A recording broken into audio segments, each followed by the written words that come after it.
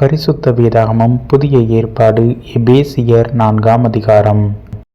ஆதலால் கர்த்தர் நிமித்தம் கட்டுண்டவனாகி நான் உங்களுக்கு சொல்லுகிற புத்தி என்னவெனில், நீங்கள் அழைக்கப்பட்ட அழைப்புக்கு பாத்திரவான்களாய் நடந்து மிகுந்த மனத்தாழ்மையும் சாந்தமும் நீடிய பொறுமையும் உடையவர்களாய் அன்பினால் ஒருவரையொருவர் தாங்கி சமாதான கட்டினால் ஆவியின் ஒருமையை காத்து கொள்வதற்கு ஜாக்கிரதையாயிருங்கள். உங்களுக்கு உண்டான அழைப்பினாலே நீங்கள் ஒரே நம்பிக்கைக்கு அழைக்கப்பட்டது போல ஒரே சரீரமும் ஒரே ஆவியும் உண்டு. ஒரே கர்த்தரும் ஒரே விசுவாசமும் ஒரே ஞானஸ்தானமும் எல்லாருக்கும் ஒரே தேவனும் பிதாவும் உண்டு. அவர் எல்லார் மேலும் எல்லாரோடும் உங்கள் எல்லாருக்குள்ளும் இருக்கிறவர். கிறிஸ்துவினுடைய ஈவின் அளவுக்கு தக்கதாக நம்மில் அவனவனுக்கு கிருபை அளிக்கப்பட்டிருக்கிறது. ஆதலால் அவர் உன்னதத்திற்கு ஏறி சிறைப்பட்டவர்களை சிறையாக்கி மனுஷர்களுக்கு வரங்களை அளித்தார் என்று சொல்லியிருக்கிறார். ஏறினார் என்பதினாலே அவர் அதற்கு முன்னே பூமியின் தாழ்விடங்களில் இறங்கினார் என்று விளங்குகிறதல்லவா? இறங்கினவரே எல்லாவற்றையும் நிரப்பத்தக்கதாக எல்லா வானங்களுக்கும் மேலாக உன்னதத்திற்கு ஏறினவருமாயிருக்கிறார். மேலும் நாம் அனைவரும் தேவனுடைய குமாரனை பற்றும் விசுவாசத்திலும் அறிவிலும் ஒருமனப்பட்டவர்களாகி கிறிஸ்துவினுடைய நிறைவான வளர்ச்சியின் அளவுக்கு தக்க பூரண புருஷராகும் வரைக்கும் பரிசுத்தவான்கள் சீர்பொருந்தும் பொருட்டு சுவிசேஷ ஊழியத்தின் வேலைக்காகவும் கிறிஸ்துவின் சரீரமாகிய சபையானது பக்தி விருத்தி அடைவதற்காகவும் அவர் சிலரை அப்போஸ்தலராகவும் சிலரை தீர்க்கதரிசிகளாகவும் சிலரை சுவிசேஷகராகவும் சிலரை மெய்ப்பராகவும் போதகராகவும் ஏற்படுத்தினார். நாம் இனி குழந்தைகளாயிராமல் மனுஷருடைய சூதும் வஞ்சகத்திற்கு ஏதுவான தந்திரமுள்ள போதகமாகிய பலவித காற்றினாலே அலைகளைப் போல அடிக்கப்பட்டு அலைகிறவர்களாயிராமல் அன்புடன் சத்தியத்தை கைக்கொண்டு தலையாகிய கிறிஸ்துவுக்குள் எல்லாவற்றிலேயும் நாம் வளர்கிறவர்களாயிருக்கும்படியாக அப்படி செய்தார்.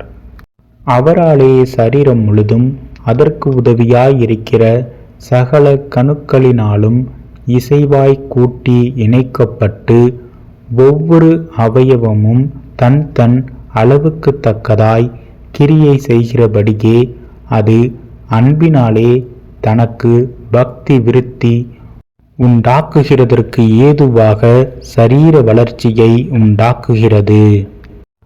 ஆதலால் கர்த்தருக்குள் நான் உங்களுக்கு சாட்சியாக சொல்லி எச்சரிக்கிறது என்னவெனில், மற்ற புற ஜாதிகள் தங்கள் வீணான சிந்தையிலே நடக்கிறது போல நீங்கள் இனி நடவாமலிருங்கள்.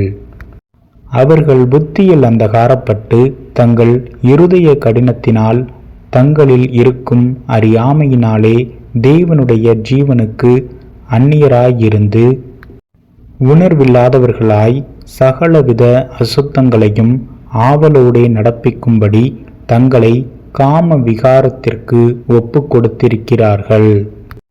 நீங்களோ இவ்விதமாய் கிறிஸ்துவை கற்றுக்கொள்ளவில்லை. இயேசுவினிடத்தில் உள்ள சத்தியத்தின்படியே நீங்கள் அவரிடத்தில் கேட்டறிந்து அவரால் போதிக்கப்பட்டீர்களே. அந்தபடியே முந்தின நடக்கைக்குரிய மோசம் போக்கும் இச்சைகளாலே கெட்டு போகிற பழைய மனுஷனை நீங்கள் களைந்து போட்டு உங்கள் உள்ளத்திலே புதிதான ஆவியுள்ளவர்களாகி மெய்யான நீதியிலும் பரிசுத்தத்திலும் தேவனுடைய சாயலாக சிருஷ்டிக்கப்பட்ட புதிய மனுஷனை தரித்து கொள்ளுங்கள். அன்றியும் நாம் ஒருவருக்கொருவர் அவயவங்களாயிருக்கிறபடியால் பொய்யை களைந்து அவனவன் பிறனுடைய மெய்யை பேசக்கடவன். நீங்கள் கோபம் கொண்டாலும் பாவம் செய்யாதிருங்கள். சூரியன் அஸ்தமிக்கிறதற்கு முன்னாக உங்கள் எரிச்சல் தணிய கடவது. பிசாசுக்கு இடம் கொடாமலும் இருங்கள். திருடுகிறவன் இனி திருடாமல் குறைச்சலுள்ளவனுக்கு கொடுக்கத்தக்கதாக தனக்கு உண்டாயிருக்கும்படி தன் கைகளினால் நலமான வேலையை செய்து பிரயாசப்பட கடவன். கெட்ட வார்த்தை ஒன்றும் உங்கள் வாயிலிருந்து புறப்பட வேண்டாம். பக்தி விருத்திக்கு ஏதுவான நல்ல வார்த்தை உண்டானால் அதை கேட்கிறவனுக்கு பிரயோஜனம் உண்டாகும்படி பேசுங்கள். அன்றியும் நீங்கள் மீட்கப்படும் நாளுக்கென்று முத்திரையாக பெற்ற தேவனுடைய பரிசுத்த ஆவியை துக்கப்படுத்தாதிருங்கள். சகல விதமான கசப்பும் கோபமும் மூர்க்கமும் கூக்குரலும் தூஷணமும் மற்ற எந்த துர்க்குணமும் உங்களை விட்டு நீங்க கடவது.